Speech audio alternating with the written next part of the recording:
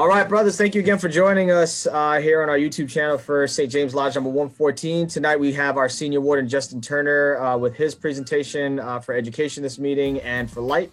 I will ask everyone to please mute your mics, and we will have times for questions at the end of the session this evening. Brother Senior Warden, the floor is yours, and thank you very much for your presentation tonight. Thank you, Worship Master.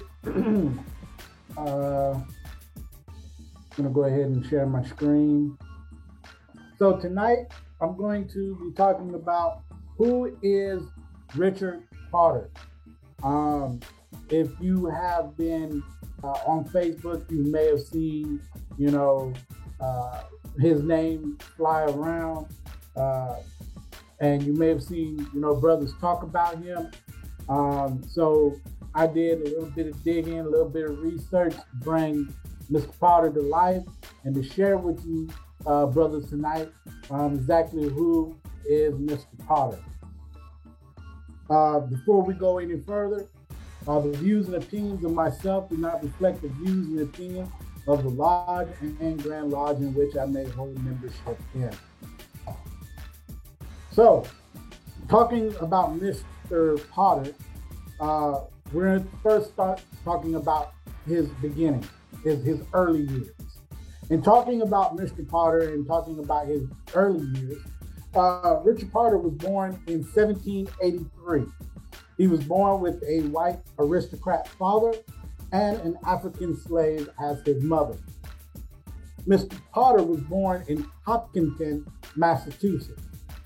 At the age of 10, he traveled to Britain as a cabin boy. So for those who may not be familiar with what a cabin boy is pretty much a servant upon a ship. Cabin boy would be the person responsible for cleaning the ship, attending to minor maintenance issues, attending to the captain and his needs, and all of the sailors upon the ship. The cabin boys would tend to their needs. So at a fairly young age, we see that Mr. Potter went to work and found himself on a ship that was traveling to Britain. While in Britain, he decided a life at sea was not for him. So, he decided this while he was in Britain. Now, what makes Mr. Potter unique is while in England, Mr. Potter joined a gentleman by the name of John Rainey. Rainey was a magician and a ventriloquist, and Mr. Potter was basically his assistant. Mr. Potter and John pretty much traveled Britain and Europe doing shows. Around 1800, John and Richard came to the United States and joined a traveling circus. Now, doing some research on where they came and the type of circus that was in the area when they joined, John and Richard may have joined, Bailey Circus, which we know today, which used to be Ringling Brothers and Barnum Bailey Circus. So if you know a little bit of history of Ringling Brothers and Barnum Bailey Circus, the circus was originated with Bailey, then P.T. Barnum came aboard with Mr. Bailey, and they had the circus, and then they later sold the circus to the Ringling Brothers. So that's the circus that Mr. Potter and John may have traveled with here in the States. Richard Potter, he married a woman who her name was Sally Harris, and he married her on March 25th, 1808. And Miss Harris, she was a Indian. She was, now I'm probably going to get the name wrong, a Penobscot Indian. The next year they had a son, which his son became a junior. Which later on we come to learn that his son would try to follow in his footsteps of magic and ventriloquism, but was not successful. So, we have Mr. Potter, and Mr. Potter has pretty much here in the States have traveled with John, and Potter has his family, and they've been performing shows. Well, after touring, John, decides to return to Scotland. But what he did do before he left is he left Richard with an amazing knowledge of magic and ventriloquism. So basically, he pretty much taught, Mr. Potter and gave Mr. Potter a plethora of knowledge and information on how to be able to perform and do his own shows. And then we see that Mr. Potter on November the 3rd, 1811, that he decides that he's going to start his own career and performing shows. And he performs his first show at an Exchange Coffee House in Boston with his wife Sally as his assistant. And if you can see, this is one of the tickets for his show. So if you purchase the ticket, this is what the ticket would have looked like to come to his show.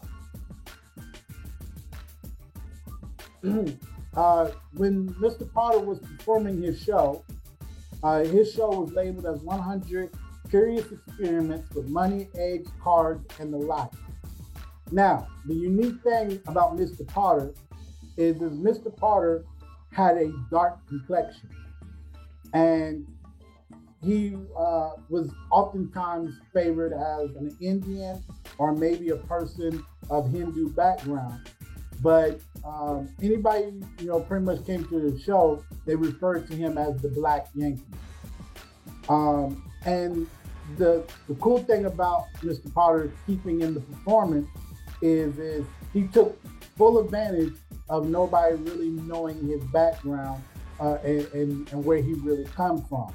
So he took advantage of that, and he would sometimes perform as an Asian and introduce his wife as an American Indian, which she was. And a lot of times he would have just mysterious backgrounds, and when it came to performing a type of a trick or illusion, he would come up with some great story behind it of how he was able to do it. Once again, continuing on, when it comes to the show, nobody really knew who he was. He, sometimes would say that he was the son of Benjamin Franklin. He would, really play it up when it came to his shows. And, he started traveling more here in the States, and, he took his show up and down the East Coast, and he even performed in the South. And if, we can remember back in history when it comes to the South, and especially being a man of color, it was not favorable for you. And, here he is as a performer trying to perform in the South. And, he was performing in Mobile, Alabama, where he was refused space at an inn. But he didn't let it stop him, and he still performed there, and he was able to make $4,800, which in today's time, that would equal to $55,500 that he made performing. So, that goes to show you that, with a lot of people of color, they still persevered, whether it was performing, whether it was sports. We hear a lot of stories coming from minorities that had to persevere to really get across what they wanted to do. So now, we were St. James Lodge number 114, with Prince Hall Mason. You just heard the beginning story of Mr. Potter. You then heard, how Mr. Potter then got into magic and ventriloquism and how he basically, doing his show. But what does that mean, to Prince Hall Mason? What does Mr. Potter mean to Prince Hall Mason? Well, let's take a closer look. On December the 3rd, 1811, Richard joined African Lodge number 459 while the lodge was still operating under the charter from the Grand Lodge of England. Richard is one of the signers of the petition to the Grand Lodge of England dated January 5th, 1824, asking for the authority to confer the other 4 degrees. So, to give you a little bit of backstory to that, is basically Richard, was part of African Lodge 459, and the interesting thing is he somehow joined what we know as the Red House or Holy Royal Arch Masonry, him and other Prince Hall Masons. But they were not able, as we know, according to the history, that they were not able to confer degrees. So by not being able to confer degrees, when we know that Prince Hall sent the charter to the Grand Lodge of England, they also petitioned the Grand Lodge of England because they wanted to confer degrees. And they believed that they wanted to confer the Holy Royal Arch degree, not knowing that the Grand Lodge of England ran differently when it came to those degrees. Now, like I said before, there's nothing written, there's nothing credible that states how Prince Hall and these other Masons, how they got the Royal Arch degree, how they even knew how to get the Royal Arch degree or that it even existed. But, there is record. And is going further, a portion of the petition reads as follows. This warrant allows us to confer but the 3 degrees and finding it injurious for the benefit of our body by having no legal authority to confer the other 4 degrees, and understanding that the 7 degrees is given under the warrants from the Grand Lodge, we therefore humbly solicit the renewal of our charter to otherwise use legally to confer the same as we are now getting in a flourishing condition. So, as I spoke before, when they sent this petition to the Grand Lodge of England, they ran into some problems. Number one, the problem that they ran into, which the Grand Lodge of England or the United Grand Lodge today still says that they never received the petition from Prince Hall. Second, another problem that Prince Hall would have ran into was he would have ran into that the Grand Lodge of England Mark Master degree was completely independent from the craft and Royal Arch, as well as they do not have a virtual past master degree, which means in order to receive the past master degree, you would have had to been an actual past master of the time. And they do not have the most excellent master degree. So with that difference with the Grand Lodge of England when it came to the Holy Royal Arch Masonry, Prince Hall would have had a very difficult time. So since Prince Hall didn't, and the other Masons, they didn't receive the petition, they didn't receive a charter, they decided that they were going to create their own Holy Royal Arch. So since there were 3 Royal Arch chapters that met in Philadelphia, and these 3 chapters organized and formed a Grand Royal Arch chapter called the First Independent African Grand Chapter of North America. So they did form their own Royal Arts chapter and Grand Chapter. Lastly, the last thing I want to say, I'm not going to keep you guys too long. Richard Potter is listed as one of the 3 Royal Arch Masons signing as one of the 3 signing past masters of African Lodge in the Declaration of Independence from the Grand Lodge of England, June 18, 1827, which that is unique within itself. For those who know the backstory of why why African Lodge 459 and the forming of the Grand Lodge, why they declared independence from the Grand Lodge of England.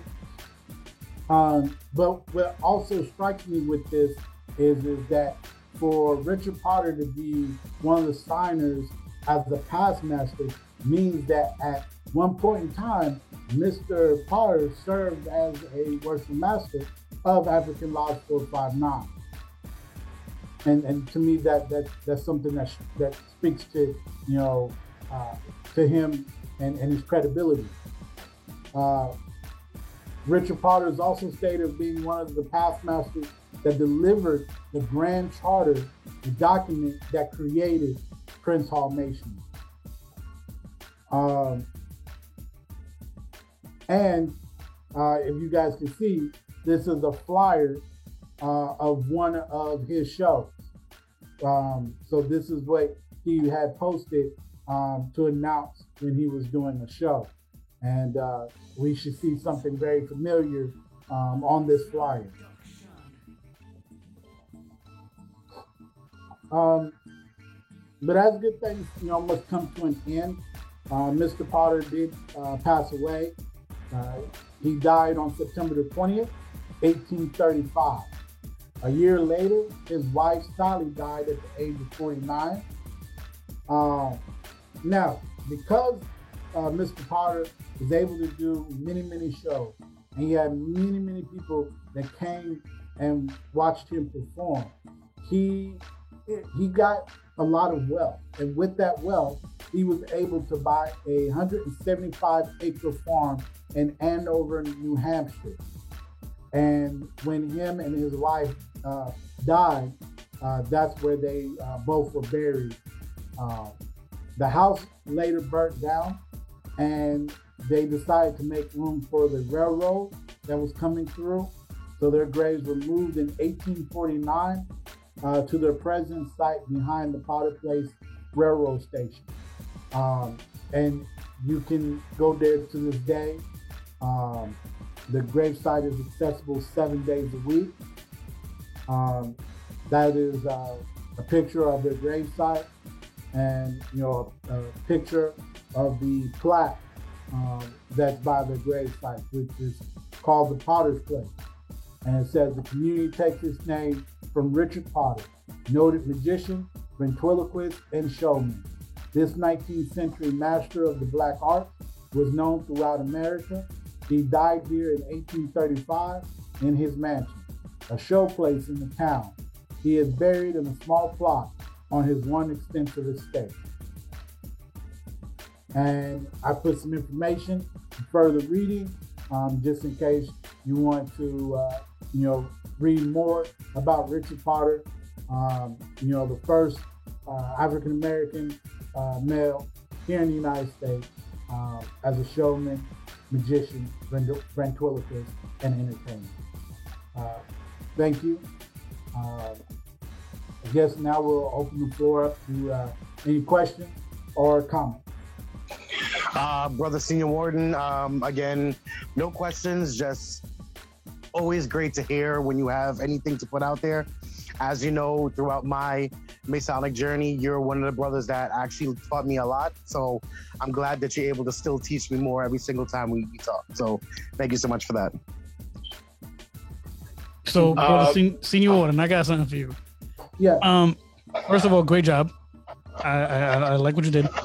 I do have a question, which I'm going to ask after, but I just want to add on something real quick.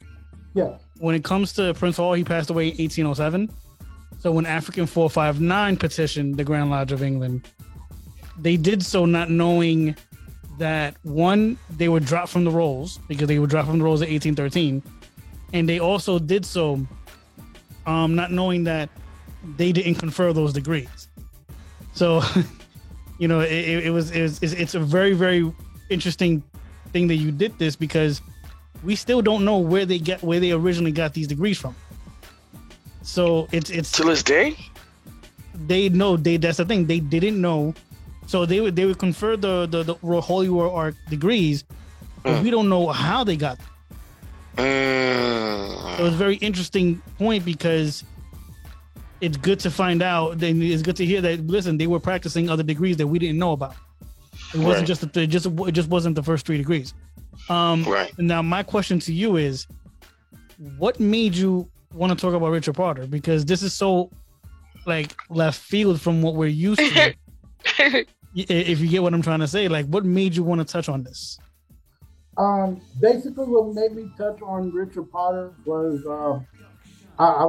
it was back in February, and I was talking with a fellow brother from another lodge, and we were going over, you know, just different history when it came to masonry and, you know, Black History Month and things of that nature. And he brought up Richard Potter, and I'd never heard anything of him, and so that's what, you know, caused me to dig deep and do some research on him. So yeah. Thank you.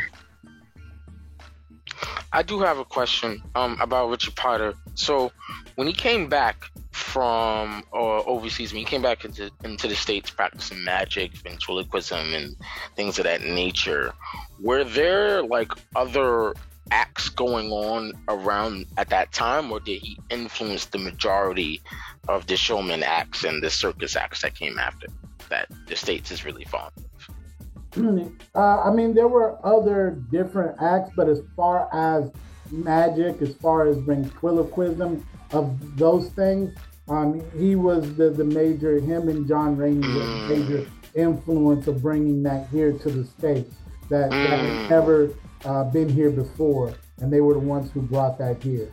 Great presentation. I actually was aware of Brother Potter. You know, I had saw it on Facebook. I think it might have been James, Brother James down in DC. I think he had posted something about Potter. I did see Brother Dave Gillarm or something like that. And I think I reposted it in the Prince Hall Esoteric group, you know, but I didn't, it was just like a real brief paragraph about who he was. And I always wondered, like, what else was his backstory. So, you know, I appreciate that you have brought forth this information, because, you know, maybe I would have been too lazy to actually go look it up, but good job. Thanks for doing the work for me. Yes, you know what? Yeah, he seems to have been a legend in his time. Yes, Pastor. Yeah. For the kind of money he'd been making that time. Yeah. You know, the shows, it seems like it was generating a lot of cash. Yeah. And the crazy thing about it is because of his uniqueness, because nobody knew who he was, he used that to his advantage. So if he was performing a trick, he would say, "Oh, I got this, you know, because I'm a monk and I went to the monastery to receive the trick." He really, really was able to play it up, and you know, he would play up being from, you know, the islands. You know, he would play that up of how he got the magic from the island. Put some mystery behind it, huh? Mystery behind it, correct? Yeah. Yes. I just want to ask you, I was trying to write down the books that you use for reference. So, you know, try to get that info to me, you know, after the call is done and we're done recording. Oh, yes, most definitely. All right, thank you. I appreciate it. Senior Warden, I want to commend you. I think you did an excellent job as always. Again, I'm always impressed by the way you brothers continue to be very astute in the knowledge that you bring among the craft. Thank you, Pastor. Well, thank you, Brother Senior Warden. I think you did a magnificent job for tonight. Great Big job. facts. Thank you. Big facts. All right, brothers. This concludes our portion of the YouTube.